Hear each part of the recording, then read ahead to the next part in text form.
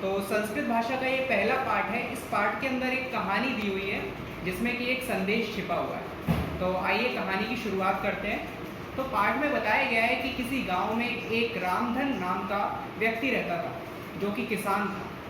तो उसका काम था कि प्रतिदिन ब्रह्म मुहूर्त में वो उठ जाता था और अपने पशुओं को चारा देकर उनके खाने पीने की व्यवस्था करने के पश्चात वो किसान अपने खेतों में जाता था और खेतों में काम करता था। उसके खेत बहुत भरे पूरे थे और हरे थे और इसके साथ ही साथ उनमें बहुत धन धान्य उगता था और उसके सारे पशु भी बहुत हृष्ट पुष्ट थे। इस प्रकार उसका जीवन बहुत खुशहाल था और धन धान्य आदि से पूर्ण था।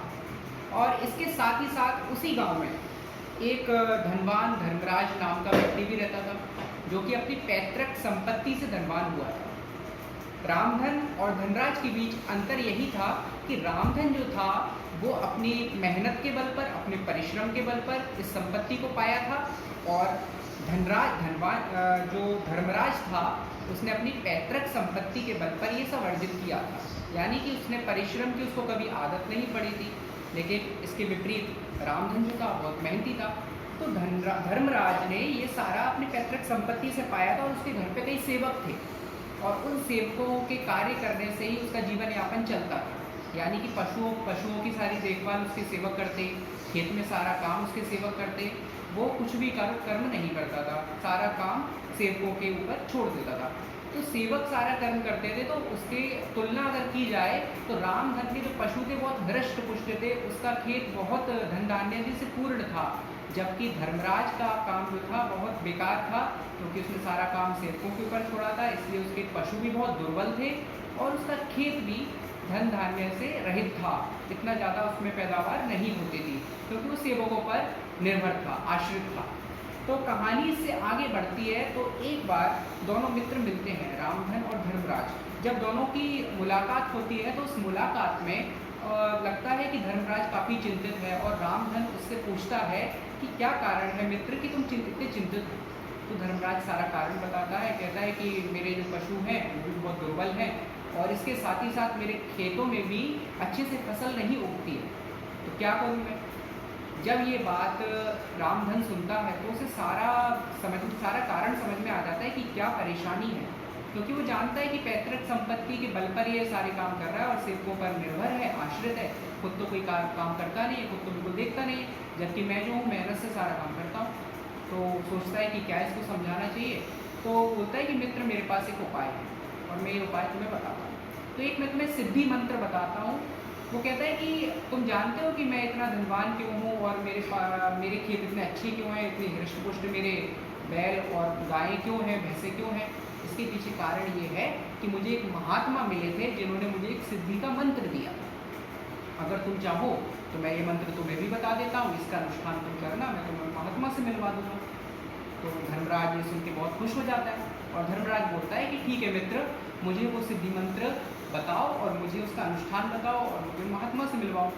तो रामधन बोलता है ठीक है तुम बताता हूँ। तो तुम्हें करना ये होगा कि 1 साल तक तुम्हें प्रतिदिन सुबह जल्दी उठना पड़ेगा और सुबह जल्दी उठकर अपने हाथों से अपने पशुओं को चारा देना पड़ेगा और उसके बाद सारे काम खुद करते हुए खेत में जाकर तुम्हें सारे काम करने पड़ेंगे और खेत की देखभाल करनी पड़ेगी।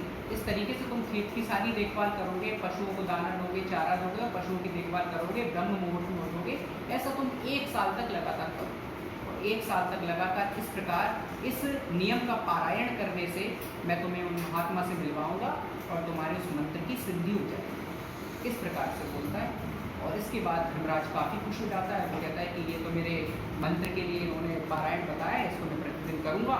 इस प्रकार से नियम से उस मंत्र की पालन के लिए वो पूरा विधान करने लगता है और रामधन उससे कहता है कि ऐसा करने के 1 साल बाद मैं तुम्हें महात्मा से मिलवाऊँ। बात पक्की हो जाती है। इसके बाद धर्मराज जो है ये सारा काम करना शुरू कर देता है। 1 साल बीत जाता है और उसका खेत बहुत अच्छे से फसल से परिपूर्ण हो जाता है, धन धान्य से संपन्न हो जाता है और उसके पशु भी हृष्ट पुष्ट हो जाते हैं। इसके पश्चात दोनों मित्र फिर मिलते हैं। रामधन इस बार धर्मराज से कहता है कि और भाई कैसा चल रहा है, तुम्हारे खेत अच्छे हैं, पशु अच्छे हैं। तो धर्मराज कहता है हाँ भाई सब कुछ अच्छे से और सब कुछ बढ़िया चल रहा है। तो रामधन बोलता है अच्छा तुमने 1 साल तक इसका पालन किया नियम का? कहता है हाँ मैंने बहुत अच्छे से पालन किया, ब्रह्ममुहूर्त में उठता हूँ, अपने पशुओं को चारा डालता हूँ, खेत में काम करने जाता हूँ, खुद से सारा काम देखभाल करता हूँ। तो रामधन बोलता है कि अच्छा तो तुमने अच्छे से पालन किया, चले फिर महात्मा के पास कब जाना है बताओ, उनसे जाके मंत्र लेते। तो धर्मराज बोलता है कि नहीं अब महात्मा के पास जाने की आवश्यकता नहीं है, मुझे कर्म का महत्व समझ में आ गया है। वास्तव में सिद्धि मंत्र यही था कि हमें अपने कर्म पर भरोसा होना चाहिए, और जब हमें अपने बाहुबल पर भरोसा है तो सारे काम स्वयं सिद्ध हो जाते हैं। जो अकर्मण्यता का सहारा लेता है उसके सारे कार्य विफल हो जाते हैं, इसीलिए हमें कर्मण्य बने रहना चाहिए। तो इसीलिए सत्य ही कहा गया है, उत्साह संपन्न दीर्घ सूत्रम क्रिया विविध्यम व्यसनेश्व सक्तम शूरम कृतज्ञम दृढ़ सौहृदम च लक्ष्मी स्वयं याति निवास हेतु।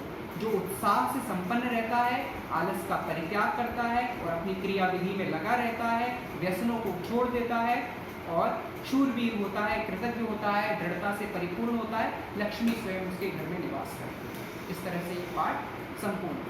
धन्यवाद।